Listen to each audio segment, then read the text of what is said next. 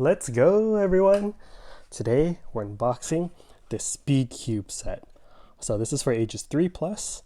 There's a 3x3x3 standard cube and a 2x2x2 cube for beginners and children aged 3 and older. So cubes for beginners. This is what the packaging looks like. Speed Cube set. Alright, let's check out what this looks like. Cute. This is the 2x2x2 cube. Then the standard 3x3x3 cube. And they say this one is for ages 6 plus. This one also 6 plus, but the outer box says 3 plus. Alright.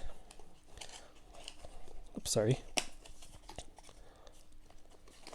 Let's check this out. Okay, some instructions. I think we all know how this works.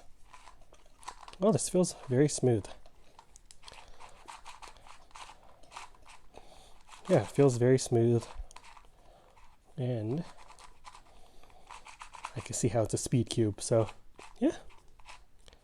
Bright colors. That's the 2x2. Let's check out the 3x3x3. Wow.